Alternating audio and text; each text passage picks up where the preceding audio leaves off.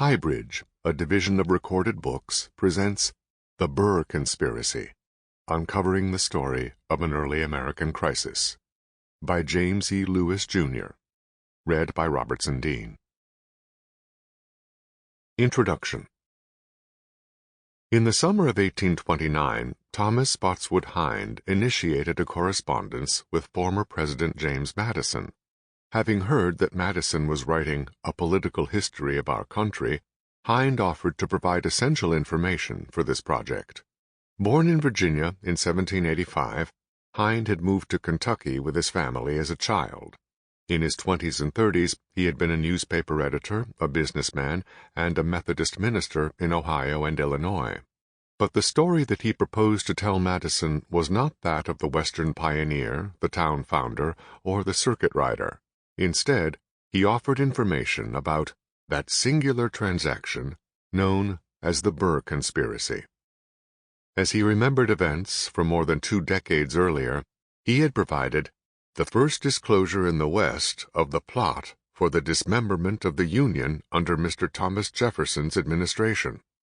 Madison, formerly Jefferson's Secretary of State, had no plans to write a history. Still, he agreed that Hind's authentic facts should be preserved. If Hind could not find a better repository for them, Madison replied, a statement of them may find a place among my political papers. After hearing from Madison, Hind quickly prepared a brief account of the Burr conspiracy in Ohio and Kentucky. Within a month, he had written a much longer and more complete narrative, running to 19 handwritten pages, and sent both to Madison. Hind's story was not a full account of the Burr conspiracy from its inception to its conclusion, but a partial tale of how a group of young Westerners learned of the conspiracy, exposed it to the public, and, by doing so, defeated it. It assumed some knowledge of Aaron Burr's history before the spring of 1805, his heroic service in the Revolutionary War, his active role in creating the Republican Party in New York, his controversial part in the election of 1800, in which he was elected vice president, his strained relations with President Jefferson and other leading Republicans, and his fatal duel with Federalist rival Alexander Hamilton in July 1804. Hind's story began in April 1805, when Burr crossed the Appalachian Mountains on a tour of the West. Having completed his term as vice president, Burr's prospects in the East seemed blighted, but his motives for a 7-month tour that touched nearly every Western state and territory were unclear. According to Hind, Burr seemed to fly from point to point, making transient calls and preserving a profound silence about his plans. Public attention fixed upon this prominent visitor. Some conjectured one thing and some another, with many convinced that Burr was projecting some plan for future political operations. Hind's story did not follow Burr back across the mountains that fall. Instead, it shifted to the arrival of John Wood and Joseph M. Street in Kentucky. In the summer of 1806, Wood and Street began publishing a newspaper in Frankfort called The Western World. They immediately created a stir by attacking prominent Westerners as having been concerned in a Spanish intrigue or association for the separation of Kentucky from Virginia and the Union, 2 decades earlier. While their exposé of the so-called Spanish conspiracy implicated most of the state's leading Republicans, it particularly targeted James Wilkinson, the ranking general of the United States Army, the governor of the Louisiana Territory, and a longtime intimate of Burr's. The Western world's revelations about the old Spanish conspiracy and hints about a new conspiracy that involved many of the same men agitated the whole Western country. It was amidst these convulsions, Hind recalled, that Burr returned that summer, producing great consternation among the good people of the Western region. An early stop was the island home of the wealthy Irish immigrant Harmon Blennerhassett, which was in the Ohio River near Marietta. In Marietta, Burr and Blennerhassett contracted for boats and supplies. After Burr continued his travels, Blennerhassett published a series of essays as querist in a Marietta newspaper. The essay's frank discussion of the wisdom of dissolving the federal union and erecting an extensive and distinct empire in the West, caught the public's attention. After their appearance, Burr's movements through Ohio, Kentucky, and Tennessee were closely watched, and Hind himself sprang into action.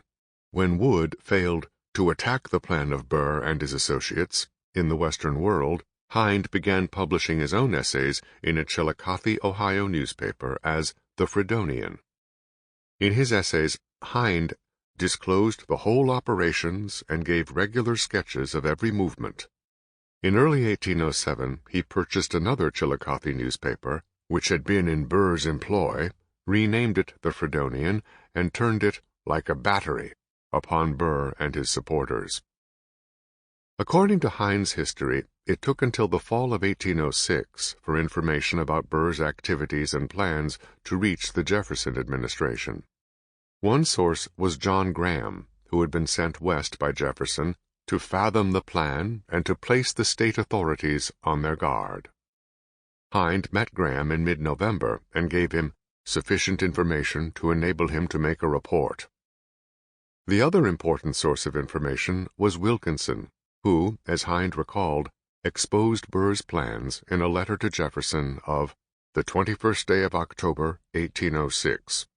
This letter had been written from the Orleans territory, where Wilkinson and his soldiers faced Spanish troops across the disputed border. Samuel Swartout, a young protege of Burr's, had visited Wilkinson at his camp, bearing letters from Burr that were written in cipher, the key to which, Hind remembered, was Endic's dictionary. Even though rumors of Burr's project had circulated for months, it was only after Wilkinson deciphered these letters that he alerted the administration. Like many of his contemporaries, Hind believed that Wilkinson had once been a party to Burr's plans, as had other Western military men, including former United States Senators John Adair of Kentucky and Andrew Jackson of Tennessee. Hind traced Wilkinson's break with Burr to two sources. While the cipher letter stated that Wilkinson was to be second only to Burr, Hind did not think that such an arrangement could have satisfied the general, whose maxim was said to be, like Lucifer's, that he had rather reign in hell than serve in heaven. Wilkinson would have expected, instead, to be supported by Colonel Burr with his hosts of choice spirits, while he remained as first in command. Hind also attributed Wilkinson's defection to his shock at the full extent of Burr's plans, which had been explained in verbal communications from Swartout and another of Burr's couriers, Justice Eric Bowman. As these men unfolded the plan of future operations, the besieging of the city of New Orleans, and the seizure on the deposits, about $1 or $2 million in the Bank of the United States, Hind surmised, they alarmed the fears of General W. at so high-handed a measure. Even as suspicions grew, Burr and his agents, according to Hind, continued to build support for their conspiracy, plot, or intrigue, or whatever name it be called by. Burr's recruiters were numerous and powerful. They kept lists of the men in every town or hamlet who supported or opposed him. They also tried to secure arms and men by winning over army and militia officers at western posts and towns. Burr himself worked diligently to enlist the feelings of the youth of the country. His fascinating manners, as Hind recalled, were well calculated to win their affections.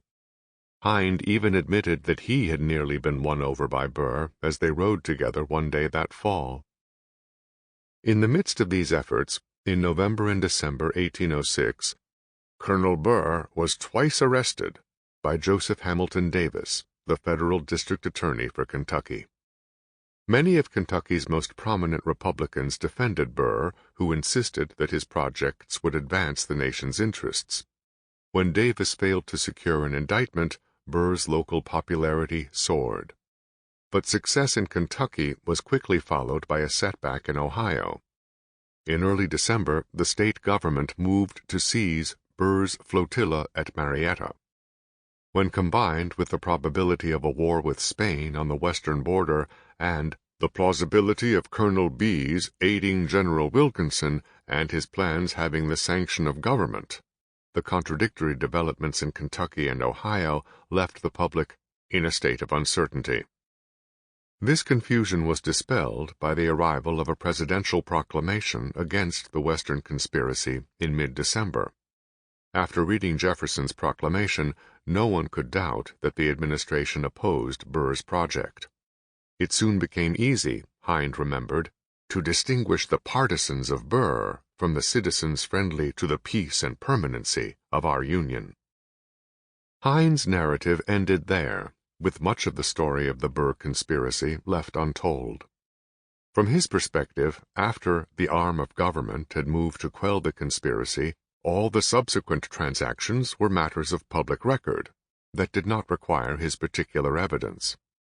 Thus, Hind's account for Madison did not include the movement of Burr's men and boats down the Ohio, Cumberland, and Mississippi rivers, nor the steps taken by Wilkinson to defend New Orleans, nor the weeks waiting for Western news in Washington, nor the abortive trial of Burr in the Mississippi Territory, nor Burr's arrest in the wilderness above Spanish Mobile, nor his celebrated trial and stunning acquittal in the court of Chief Justice John Marshall in Richmond, nor his self-imposed exile in Europe.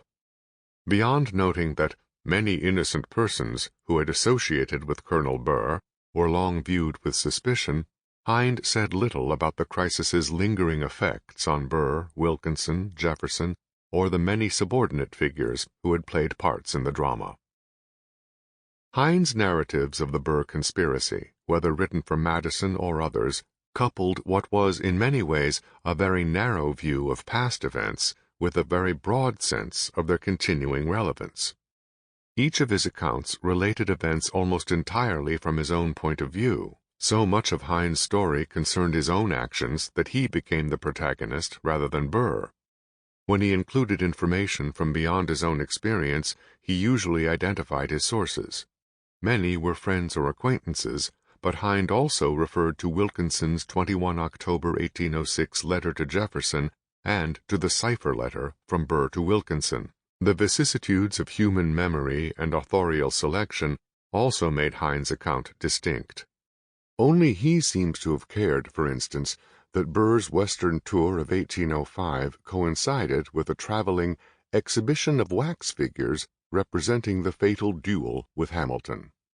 Within these limits, however, Hind wrote for larger purposes, not merely for self-serving ends. Believing that an accurate account of the conspiracy was still needed decades after the event, he worked to record and publicize aspects of it that might otherwise be lost. Between 1825 and 1843, he sent a file of old newspaper essays to the State Department, prepared 2 versions of his story for Madison, and had his narrative and other documents published in the Daily National Intelligencer and the American Pioneer. And Hind hoped that his tale could serve didactic purposes as the country seemingly moved away from its founding principles. Let not the attempts of almost beardless boys of the West, who overturned the great Western conspiracy, be buried in oblivion, he charged the editors of the Intelligencer in 1838. With a new conspiracy threatening to bring a slaveholding Texas into the Union, Hind hoped that publishing his narrative would inspire our youths to unite and save their country. This book examines the much-studied Burr conspiracy from a new perspective, focusing more on the crisis and on the efforts to make sense of the conspiracy than on the conspiracy itself. What makes a crisis is not a particular series of events or state of affairs, but the relationship of those developments and conditions to a people's existing hopes and fears. Barely 4 decades after the Declaration of Independence, and not even 2 decades after the Constitution that embodied many of their aspirations, Americans felt great anxiety not just about whether their political institutions could survive, but also about whether they were one people who could live together as one nation. Between the spring of 1805 and the winter of 1807, the Burr conspiracy and the response to it seemed to imperil their hopes for an independent, republican, united, and expanding country, and it inflamed their fears of foreign influence and domestic strife, of a shattered union and a failed republic. These fears showed people what might happen, and in doing so helped them make sense of what was happening. They not only generated the air of crisis, but also fixed, for many at the time, the nature of the conspiracy itself in a way that the vague rumors, incomplete reports, and conflicting claims about Burr's intentions and actions could not. Rather than retelling the story of the Burr conspiracy, this book focuses upon the stories about the Burr conspiracy that were told at the time and over the next few decades. These stories appeared in rumors and conversations, in diaries and letters, in newspaper articles and magazine essays, in pamphlets and books, and even in presidential messages and judicial rulings. Some represented little more than an effort to sort through uncertain information and events. They were written for their authors and perhaps a few readers. But others embodied a belief that, properly told, the story of Burr's or Wilkinson's or Jefferson's intentions and actions could serve various ends. Some influenced later stories, others had little lasting impact.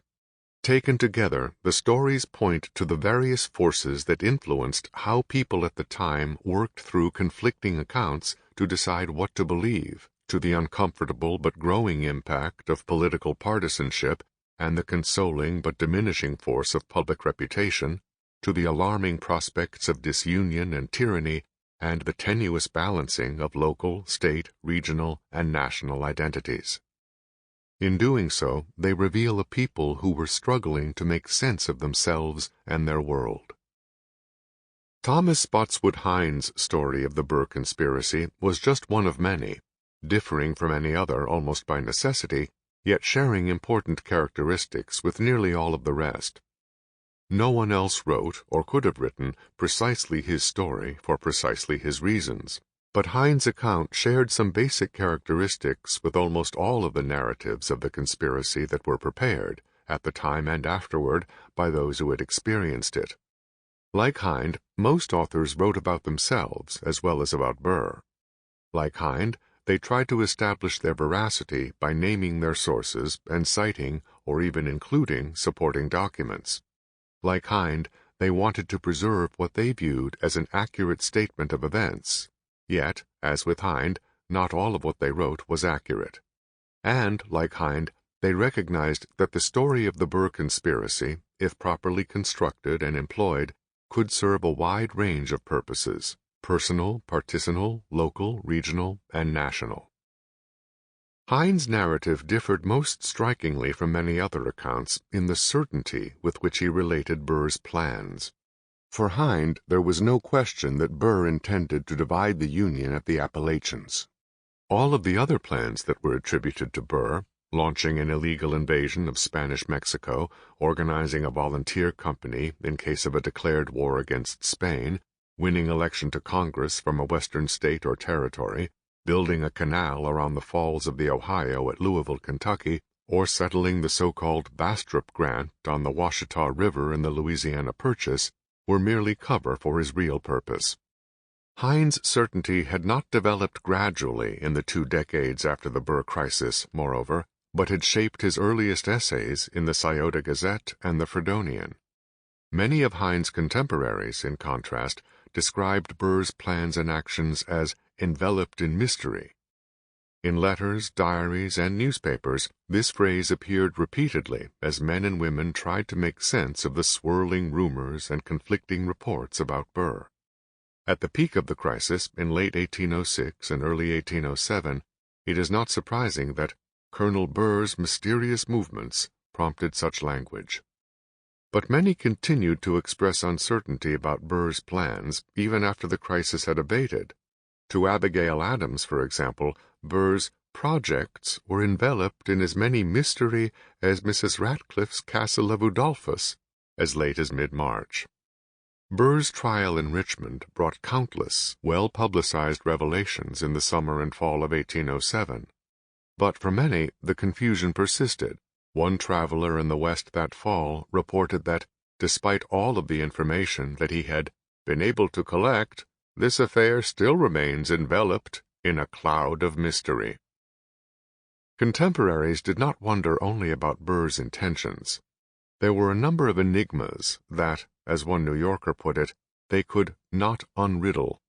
Who else knew and supported his plans? Did General Wilkinson? Did other officers or enlisted men in the Army and Navy? Did the administration itself? Why had so many men across the back country and the West, from upstate New York to New Orleans, seemingly been willing to join him? How much support did Burr have in the East? Who had funded his purchases of boats and supplies? Was a foreign power behind Burr's project? If so, was it Great Britain, Spain, or France? Contemporaries assumed that numerous people, not just Burr, could answer their questions. If some of them would simply confess and forsake their evil designs, an Ohioan insisted, they could unveil to the world the whole mystery, and we should not now be left to conjecture who the accomplices of Burr were, or what were their designs. As the crisis ebbed, many people even hoped, in the words of the Secretary of War, that the conspirators should so far commit themselves as to leave no possible doubt of their real intentions. For 2 centuries, biographers and historians have puzzled over the same questions about the Burr conspiracy that troubled contemporaries. These questions, for the most part, concern the thought processes of a relatively small number of men who were in positions to shape events. Burr, Wilkinson, and Jefferson, most obviously, but also Chief Justice Marshall, a handful of Burr's leading supporters, and a number of federal and state officials who acted to defeat Burr's plans. Answering such questions with any degree of confidence requires reliable documentary evidence, but, more than for other major public events of 2 centuries past, the documentary record for the Burr conspiracy is both incomplete and unreliable. It has certainly suffered from all of the expected problems and losses: the letters that are undated or illegible, damaged or unattributable, the documents that have been forgotten in an attic or misfiled in an archive or burned in a fire, and the papers that were destroyed, often late in life, by the person who had amassed them, or, soon after death, by a surviving spouse or descendant. But the particular nature of this event created additional gaps as those involved, or merely implicated, sought to protect themselves or others. At Marietta, for example, the men on one boat that had come down the Ohio from Pittsburgh burned their papers, while the other boat was undergoing an examination by the militia. In New Orleans, one suspect threw all his papers into the fire when soldiers arrived to arrest him. Others surely responded in the same manner as federal, state, and territorial officials sought those connected with Burr. Even years later, Joseph Hamilton Davis's brother burned a file of papers that had been prepared fully and accurately enough to have convicted Colonel Burr, rather than embarrass the descendants of the men who had been implicated in Burr's conspiracy.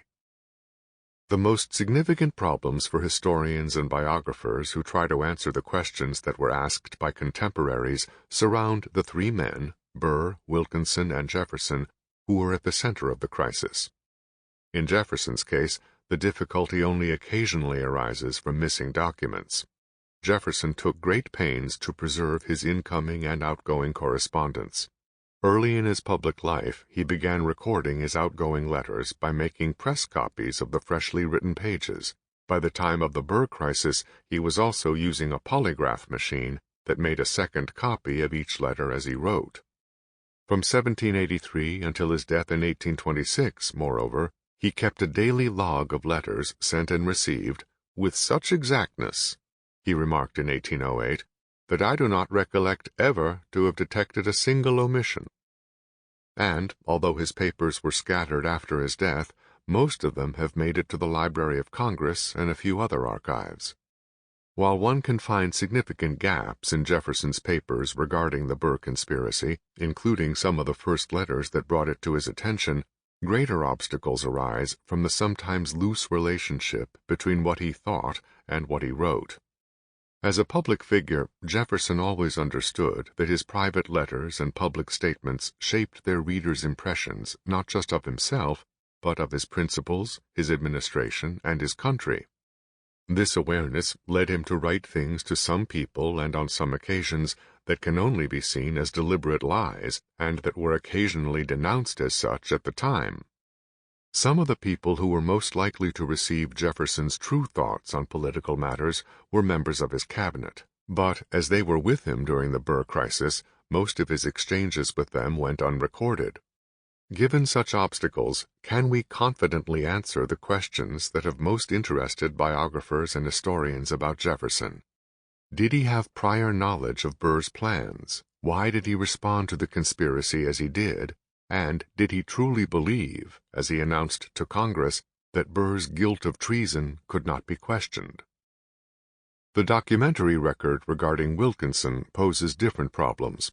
His voluminous official papers are scattered through numerous National Archives collections. His vast personal correspondence is spread among dozens of repositories. Wilkinson also published extensively in newspapers, pamphlets, and books, and he often wrote anonymously or pseudonymously, though his inimitable style, as one of his enemies described it, set forgery at defiance. But assembling the relevant sources is just part of the problem. For years, Wilkinson lived a double life: a top general in the United States Army and a paid spy in the Spanish service. This situation made him cautious whenever he put pen to paper, even with those who considered themselves his most trusted confidants. He was also supremely attuned to slights to his honor and threats to his reputation, and he knew well the various tools that could be used to control how he would be seen by contemporaries and historians. He had unsigned letters, often written by himself or his subordinates, placed in local and distant newspapers. He arranged public testimonials to himself. He salted the official records with his own reports, often bolstered with depositions and enclosures that he could call for if needed. He altered other people's letters, including the famous cipher letter, before making them public. And in the fall of 1807, he even managed to remove a dozen of his letters to the president from the bundle of papers respecting Burr that had been assembled over the previous year. When a congressional committee investigated the general's ties to Burr in 1811, it had to rely upon his copies of those letters. Given Wilkinson's double life and his extensive manipulations of the documentary record, how can we answer with confidence the questions that have always surrounded him? How much had he known of Burr's project before receiving the cipher letter? How deeply had he committed himself to it?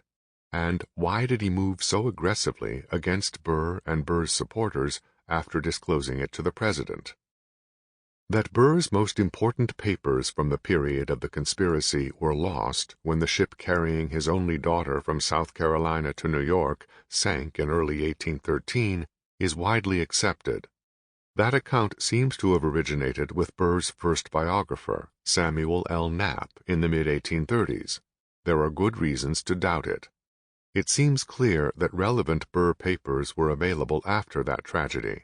Some items were scattered, but Burr's second biographer and literary executor, Matthew Livingston Davis, described the surviving correspondence in his possession from just the first 8 months of 1806 as voluminous.